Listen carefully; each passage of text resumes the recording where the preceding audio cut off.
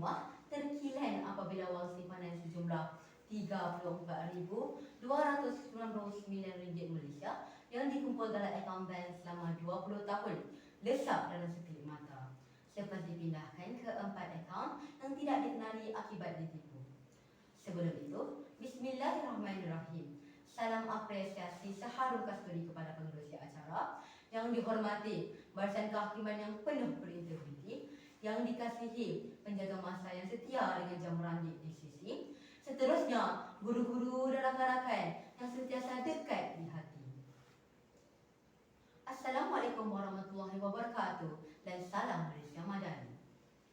Tatkala masih ramai yang leka mengabaikan realiti, saya tampil dengan satu misi. Misi memperhalusi tema yang masih kurang menjadi diskusi melalui syarahan saya yang berbunyi Analisis Scammer di Malaysia dan Solusinya.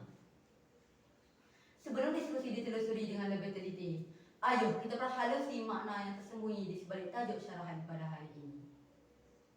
Menurut Kamus Dewan edisi keempat, analisis bermaksud sebahagian daripada keseluruhan anggota daripada satu golongan terhadap tindak tanduk jahat. Manakala, secara konseptualnya, scam ialah penipuan untuk mendapatkan wang atau sesuatu yang berharga daripada korbannya. Pelaku yang melakukan scam disebut sebagai scammer. Tindakan ini biasanya dilakukan secara berkelompok, individu, bahkan secara perusahaan yang terlibat dalam jaringan penipuan. Situasi ini telah menjadi juri dalam daging dalam perkembangan di negara ini. Namun, masih terdapat solusi yang merupakan jawapan serta harapan dalam menanganinya. Hadirin dan hadirat yang dikasihi sekalian, mencetus fikrah yang pertama melalui kata kunci, penipuan scam padah yang membara. Kelicikan penipu ini menyebabkan pihak berwajib semakin sukar untuk menahan dan membuktikan bahawa mereka adalah bersalah, apatah lagi bagi mereka yang menyamar serta menggunakan identiti orang lain.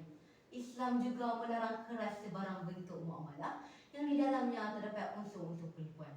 Seperti mana yang diriwayatkan dalam sebuah hadis riwayat Muslim, Rasulullah SAW bersabda, "Man ghasya falaysa minni." Artinya, barang siapa yang menipu, maka ia bukanlah dari golongan umatku. Sudah terang lagi bersuduh bahawa Islam mengharamkan semua jenis penipuan, sama ada penipuan itu berlaku secara berhadapan maupun secara atas kalian. Menurut kajian terbaru Syarikat Keselamatan Cyber Surfshark, data pengguna Malaysia antara yang paling banyak dicerobohi di dunia. Apabila negara Malaysia berada di kedudukan ke-11, negara paling banyak data pengguna yang telah dicerobohi pada suku kedua tahun 2022. Tambahan pula, Malaysia turut dikenali sebagai antara lubuk scammer pada peringkat global. Nah, inilah yang dikatakan padah yang semakin membara dan bukan sekadar lumrah.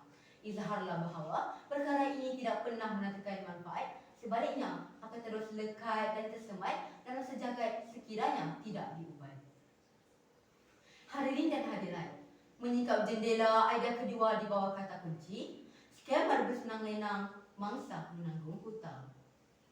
Dalam dunia yang penuh cabaran ini, keadilan tidak lagi mudah seperti yang diungkapkan.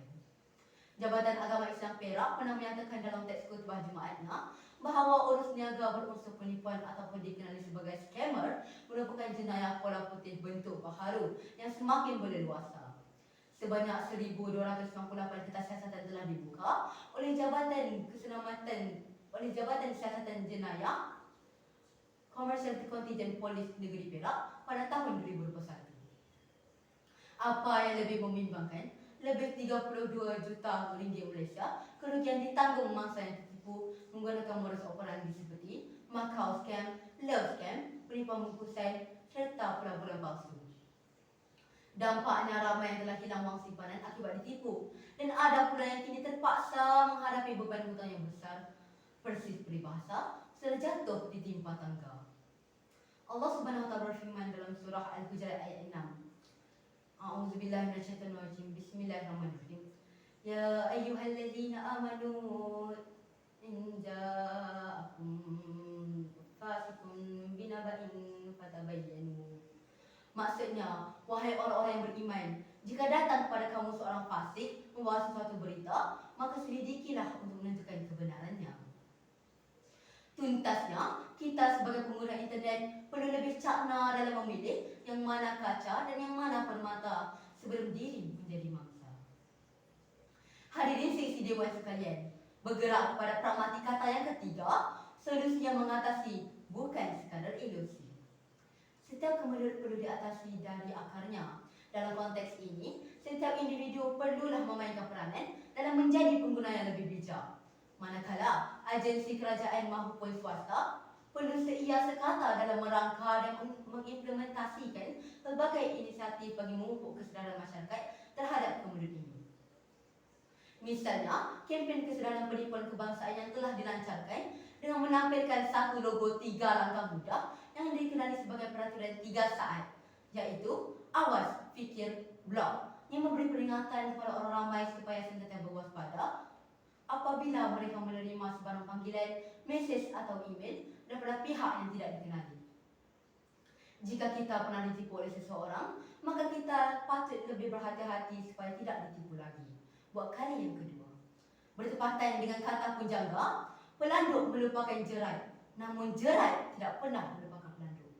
Nabi SAW bersabda dalam satu hadis sahih riwayat Al-Bukhari, la yudawil mu'minu min juhrin wahidin marataini. Maksudnya, tidaklah seorang yang beriman itu akan disengat oleh sesuatu yang berbisa dari lubang yang sama buat kali yang kedua. Pendek kata, dalam mencari solusi, semua pihak perlu memainkan peranan agar masalah ini dapat diatasi. Konklusinya, perilaku scammer meninggalkan banyak kesan buruk kepada mangsa. Sebelum kudis menjadi tokak, kita perlu melaksanakan langkah-langkah pencegahan sebelum menjadi mangsa penipuan. Bagi memastikan masyarakat mampu mendepani revolusi industri 4.0 yang bakal tiba tanpa kerisauan. Sekian, wabillahi taufiq wal hidayah. Wassalamualaikum warahmatullahi wabarakatuh.